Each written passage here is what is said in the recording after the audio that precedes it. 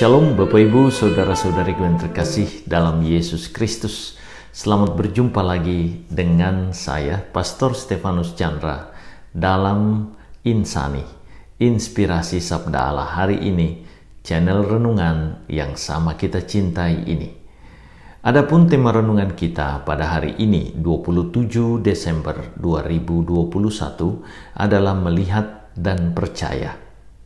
Bapak Ibu, Saudara-saudariku yang terkasih dalam Yesus Kristus, perikopa yang akan kita renungkan bersama hari ini diambil dari perikopa Injil Yohanes pasal 20 ayat 2 sampai 8. Mari kita awali permenungan kita ini dengan sebuah doa singkat.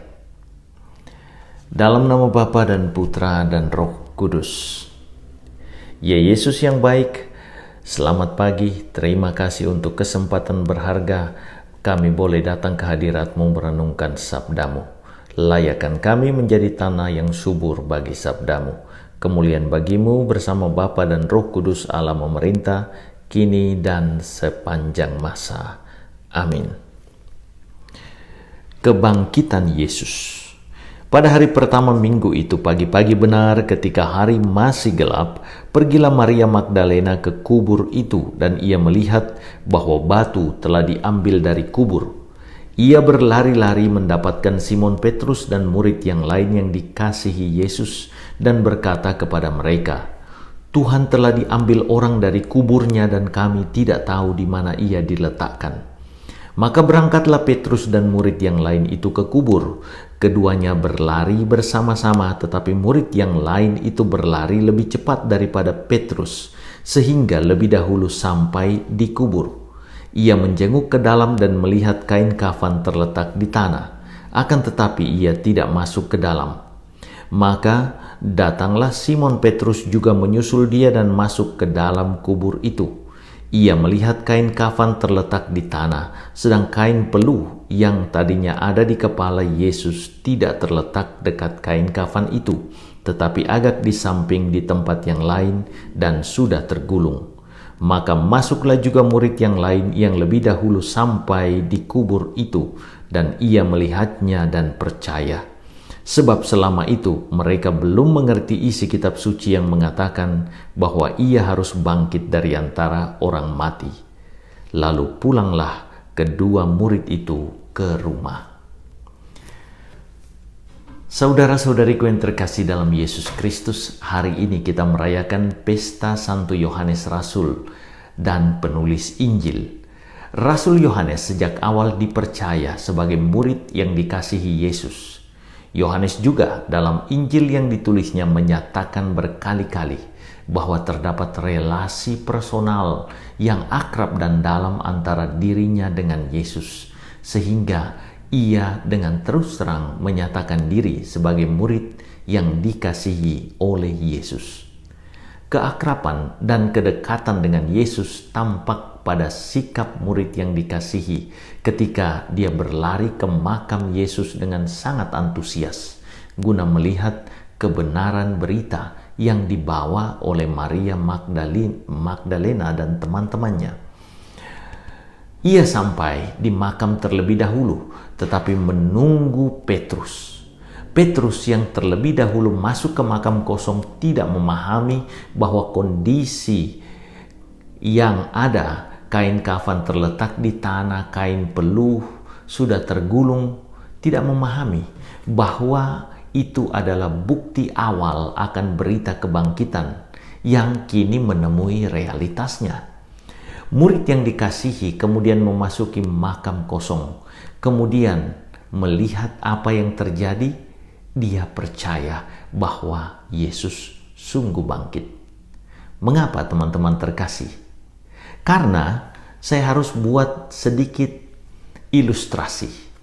Dalam makam Yahudi biasanya mereka diletakkan di tanah, jadi tubuh agak di atas, agak di atas seperti trap.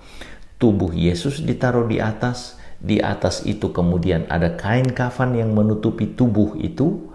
Kemudian di atas kain kafan itu diletakkan rempah-rempah yang disusun dengan rapi, supaya jenazah jika dia mulai berbau akan tertutupi dengan bau rempah-rempah yang ada. Nah, ketika Petrus dan Yohanes masuk, kain kafan terletak di tanah, dikatakan, dan tubuh Yesus tidak ada di situ. Yohanes melihat itu dan percaya. Mengapa? Karena ia ikut dalam pemakaman Yesus. Letak rempah-rempah tentu dihafal oleh Yohanes, dan itu sebabnya melihat hal tersebut Yohanes percaya. Karena Yohanes sebagai murid yang dikasihi oleh Yesus melihat kain kafan yang terletak di tanah tanpa mengubah susunan dari rempah-rempah yang ada, maka sebenarnya jenazah Yesus mengalami penguapan atau sublimasi. Apa yang dilihat oleh Yohanes membuatnya percaya. Petrus melihat semua bukti terlebih dahulu, tetapi tidak mengerti maknanya.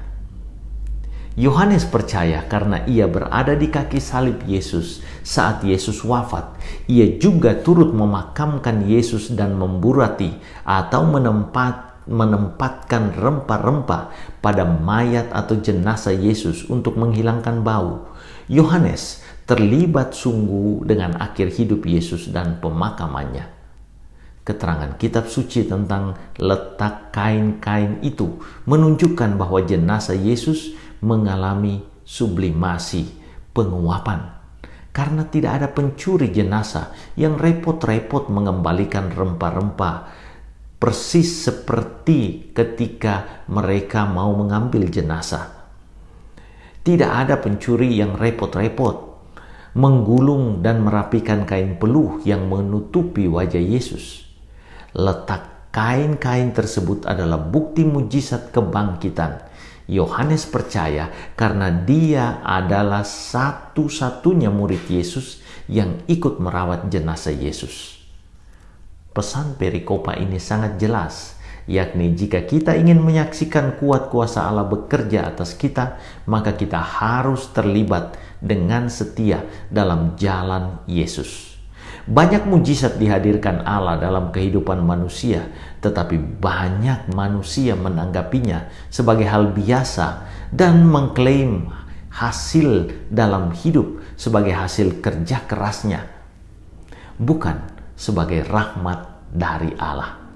Yohanes yang memiliki kedekatan relasi dengan Allah dan setia pada jalan Yesus akhirnya memperoleh pahala. Sharing hidup bagi kita dan bagi Yohanes dalam bersharing dengan Yesus, ia mendapatkan kehangatan relasi dan akhirnya bisa menuntun dia untuk menyaksikan kebangkitan Yesus. Allah mengasihi semua manusia, tetapi pasti merahmati lebih orang yang setia kepadanya. Itulah Yohanes yang siang malam berseru kepadanya dan memohon supaya Yesus dekat dengannya. Tuhan Yesus memberkati. Ya Yesus yang baik, buatlah kami bersemangat seperti Yohanes Rasul-Mu yang selalu berusaha dekat denganmu. Bantulah kami hari ini dan seterusnya untuk menjadi saksi-saksi dari kehadiran-Mu dalam hidup kami. Kemuliaan bagi-Mu kini dan sepanjang masa. Amin. Tuhan beserta kita. Berkat Allah turun melimpah atas saudara-saudariku, Bapa, Putra, dan Roh Kudus. Amin. Terima kasih saudara-saudariku yang telah mendengarkan sabda Allah dan renungan hari ini. Saya, Pastor Marcel Rotandung, mengucapkan berlimpah terima kasih kepada Pastor Stefanus Chandra. Semoga Pastor bersama dengan segenap umat di paroki senantiasa diberkati Tuhan dalam setiap aktivitas dan pelayanannya. Amin.